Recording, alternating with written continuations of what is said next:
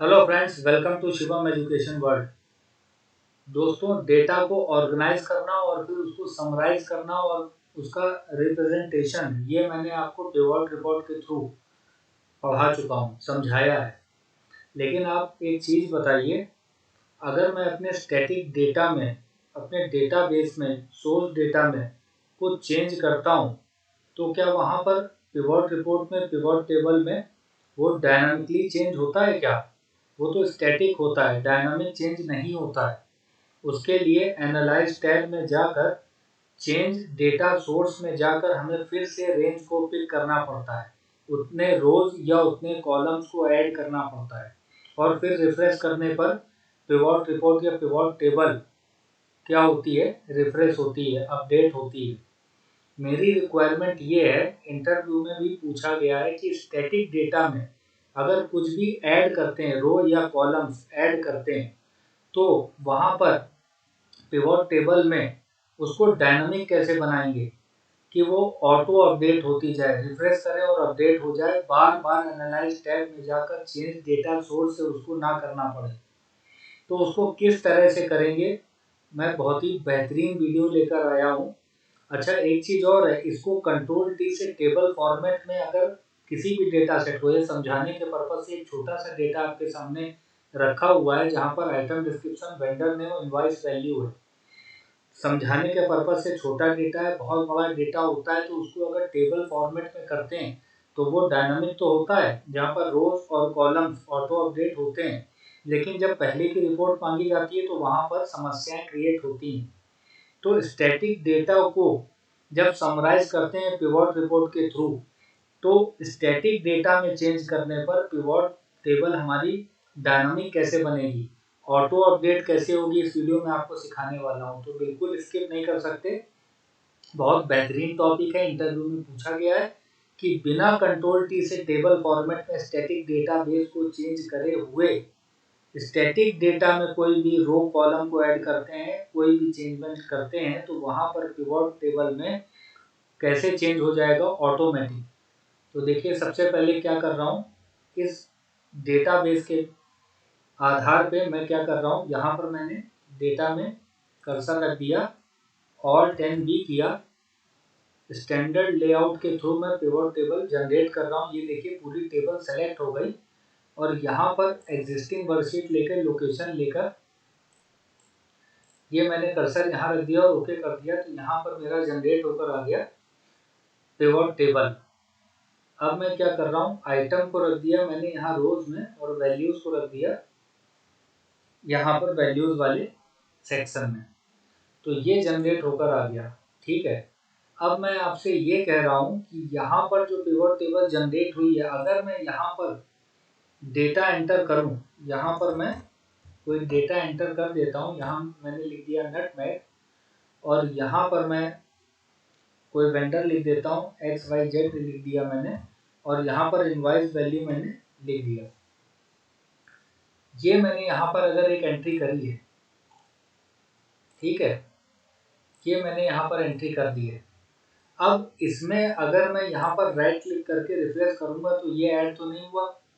इसको ऐड करने के लिए क्या करेंगे, इसको ऐड करने के लिए क्या करते हैं, इसको ऐड करने के लिए जाते हैं एनालाइज टैब में, और चेंज डेटा सोर्स में जाते हैं, और यहाँ पर ये जो हमने टेबल रेंज दिया है, इसमें देखिए ये स्टैटिक है, जो सेलेक्ट किया हुआ है वही ये उठा रहा है, नीचे वाला रो ये तो ले ही नहीं रहा है, नेटमैप वाला। तो इसको क्या करना होगा, इसको फिर से इसको अपडेट करना होगा टेबल रेंज को। ये देखिए, मैंने इसको अपडेट कर दिया, इसको भी मैंने सेलेक्ट कर दिया, ओके कर दिया। अब अगर मैं यहाँ पर रिफ्रेश करता हूँ तो ये देखिए नेटमैप भी यहाँ पर आ गया। लेकिन मेरी रिक्वायरमेंट क्या है, मेरी रिक्वायरमेंट ये मैनुअल टास्क मुझे ना करना पड़े, चेंज डेटा सोर्स वाला, फिर मैं कुछ ऐड करूँगा तो फिर मुझे चेंज डेटा सोर्स करके फिर रिफ्रेश करना पड़ेगा। तो मेरी रिक्वायरमेंट ये है कि इसको डायनामिक कैसे बनाया जाए, इसको डायनामिक कैसे बनाया जाए। तो इस वीडियो में मैं आपको सिखाऊंगा कि इस स्टैटिक डेटा को जब पिवट टेबल समराइज करेंगे पिवट टेबल के थ्रू, और इस स्टैटिक डेटा में चेंज करेंगे, कोई रो या कॉलम्स भी ऐड करेंगे, यहाँ कॉलम भी ऐड करेंगे, तो यहाँ पर जो पिवट रिपोर्ट है वो डायनामिक हो जाएगी, ऑटो अपडेट हो जाएगी। कैसे? तो उसके लिए मैं आपको पढ़ा चुका हूँ लुकअप फंक्शन सीरीज में ऑफसेट। तो यहाँ पर मैं क्या करूँगा, ऑफसेट के थ्रू जो मेरा टेबल है, ये स्टैटिक जो डेटा है इसको डायनामिक बनाऊंगा मैं। कैसे? तो यहाँ पर सबसे पहले मैं यहाँ पर पास कर रहा हूँ इक्वल टू, आप फॉर्मूला बार में देखिए ऑफसेट, ये मैंने पास कर दिया है। ये ऑफसेट क्या कहता है, एक रिकैप करा देता हूँ। It returns a reference to a range that is a given number of rows and columns from a given reference. मैंने आपको बताया था कि इसमें 5 पैरामीटर होते हैं। दिए गए रेफरेंस से ऑफसेट मूव होता है, रोज रो जो भी हम रो नंबर देंगे उसमें वो जाएगा, फिर जो कॉलम नंबर देंगे उसमें वो मूव करके किसी एक वैल्यू तक पहुंचेगा। फिर दी गई हाइट और दिए गए विड्थ से वो एक पूरा एरे, पूरा एक रेंज, पूरा एक रेफरेंस, पूरा एक टेबल एरे हमारे लिए जनरेट करता है। ये ऑफसेट क्या करता है, यहाँ देखिए क्या कह रहा है, रिटर्न से रेफरेंस टू ए रेंज। ये पूरा का पूरा रेंज का रेफरेंस हमारे लिए निकाल के देता है। और अगर आप हाइट या विड्थ पास नहीं करते हैं, ये देखिए ये ऑप्शनल पैरामीटर्स हैं, तो हम इससे कोई एक पर्टिकुलर वैल्यू भी पिक कर सकते हैं। ऑफसेट की पूरी प्लेलिस्ट है, वहां से आप जाके उसको पूरा डीप मैंने समझाया हुआ है, आप चेक कर सकते हैं, पढ़ सकते हैं, समझ सकते हैं।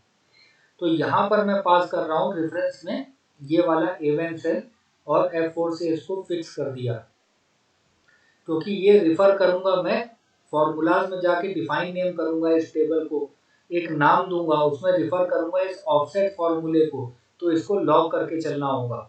ये जो रेफरेंस मैंने दिया फिर कॉमा। अब मैंने रो में पास किया 0, क्योंकि रो का स्टार्टिंग 0 से होता है और कॉलम्स का भी स्टार्टिंग 0 से होता है। जब रो नीचे की तरफ जाता है तो पॉजिटिव वैल्यू, ऊपर जाता है निगेटिव वैल्यू, कॉलम राइट में जाता है तो पॉजिटिव वैल्यू और लेफ्ट में जाता है तो निगेटिव वैल्यू, में आपको मैं बता चुका हूँ। तो रो में मैंने पास किया 0, कॉलम में पास किया 0, तो अभी मैं यही A1 सेल पर ही हूँ। अब मैं हाइट में मुझे पता नहीं कि कितने यहाँ रोज यूजर लेगा, तो यहाँ पर मैं पास कर दूंगा काउंटा का फंक्शन। ये काउंट क्या करता है, count the number of cells in it that are not empty. ये सभी सेल्स को काउंट करता है जो एम्प्टी नहीं है, उनको छोड़ के, चाहे वो स्पेशल कैरेक्टर हो, न्यूमेरिक वैल्यू हो, टेक्स्ट हो, सभी को काउंट करके देता है। और यहाँ पर पास कर दिया ये पूरा मैंने कॉलम, और इसको भी फिक्स कर दिया, ब्रैकेट क्लोज करके कॉमा लगाया। विड्थ में कितने कॉलम्स यहाँ पास किए जा सकते हैं मुझे नहीं पता, तो फिर से मैं पास कर दूंगा काउंटा का फंक्शन। ऑफसेट को ठीक से समझने के लिए ऑफसेट की प्लेलिस्ट में जाइए और पहला और दूसरा वीडियो जो बेसिक मैंने समझाया 5 पैरामीटर का, कॉलम और विड्थ, जहाँ पर हाइट और विड्थ को मैंने दूसरे वीडियो में बेसिक बहुत अच्छी तरह से समझाया और एक्सप्लेन किया, वहाँ से आप देख सकते हैं कि किस तरह से मैं इसको ले रहा हूँ। और यहाँ पर पास कर दिया पहला वाला ये रो जहाँ पर हेडर्स हैं, और इसको F4 से फिक्स करके ब्रैकेट क्लोज कर दिया और ब्रैकेट क्लोज कर दिया ऑफसेट का। तो ये मेरे लिए क्या निकाल के देगा, ये मेरे लिए पूरा टेबल एरे जनरेट करके देगा, चाहे वो नीचे रो ऐड करूं चाहे यहाँ कॉलम्स ऐड करूं। और इसको एंटर प्रेस कर दूंगा तो अभी ये रेफरेंस निकाल रहा है, इसके आगे कोई फंक्शन मैंने चलाया नहीं इसलिए वैल्यू एरर आ रहा है। इसको मैं क्या करूंगा, यहाँ से यहाँ तक पूरा कॉपी कर लूंगा, इक्वल टू हटा के कंट्रोल C से मैंने इसको कॉपी कर लिया। ठीक है, अब मैं क्या करूंगा, इस ऑफसेट के थ्रू इस स्टैटिक डेटा का एक नेम दूंगा, जहां पर रेफर टू में ये ऑफसेट का फंक्शन पास कर दूंगा। जो ये वाला ऑफसेट का फंक्शन इस स्टैटिक रेंज को डायनामिक बना देगा। कैसे, फॉर्मूलाज टैब में गया, डिफाइन नेम में गया, और यहाँ पर मैं पास कर दे रहा हूँ टेबल का नाम, मान लीजिए मैंने पास कर दिया डायनामिक, ये डायनामिक पास कर दिया, और जहां पर रेफर टू है इसको हटाया और यहाँ इक्वल टू लगा के कंट्रोल V कर दिया, ये ऑफसेट वाला फंक्शन, और ओके कर दिया। तो ये मैंने क्या किया, मैंने एक रेंज का नाम दिया डायनामिक, और वो रिफर कहाँ कर रहा है, ऑफसेट के फंक्शन ने जिस टेबल अरे को जनरेट किया जो डायनामिक है, चाहे कॉलम्स ऐड करें चाहे रो ऐड करें, वो वहां से उस ऑफसेट फंक्शन के थ्रू वो रेंज को डायनामिक बना देगा, और उसका नाम मैंने दे रखा है डायनामिक, याद रखिएगा। अब देखिए जरा कोई, अगर मैं यहाँ पर क्या करूँगा, डेटा मैं ऐड कर रहा हूँ, ठीक है, मैं यहाँ पर डेटा ऐड कर रहा हूँ। यहाँ पर मैंने ले लिया टर्मरिक, ये मैंने ले लिया, और वेंडर नेम मैंने रख दिया ABC, और यहाँ से वैल्यू ले लिया, इनवाइस वैल्यू मैंने यहाँ से ले लिया। अब क्या ये यहाँ पर आएगा? यहाँ पर मैं रिफ्रेश करूँ तो ये आएगा? ये नहीं आएगा। क्यों? क्योंकि फिर मुझे जाके एनालाइज में चेंज डेटा सोर्स करना पड़ेगा। अब मैं क्या करूँगा, यहाँ से मैं चेंज डेटा सोर्स पे तो गया, अब मैं बार बार इसको पिक नहीं करूंगा। यहाँ जहां पर टेबल रेंज मांग रहा है इसको मैंने हटा दिया। यहाँ पर आप प्रेस कीजिए F3, तो यहाँ पर दिखा देगा जो मैंने डायनामिक टेबल अरे बनाया हुआ है, डायनामिक रेंज बनाया हुआ है, जिसमें रिफर टू में मैंने ऑफसेट का फंक्शन दिया है जो स्टैटिक रेंज को डायनामिक बनाएगा। इसको ओके कर दिया, और ओके कर दिया तो ये देखिए टर्मरिक निकल के आ गया। अब यहाँ पर कोई और अगर मैं ऐड करूंगा, कोई डेटा अगर मैं और ऐड करता हूँ, जैसे यहाँ पर मैं ऐड कर देता हूँ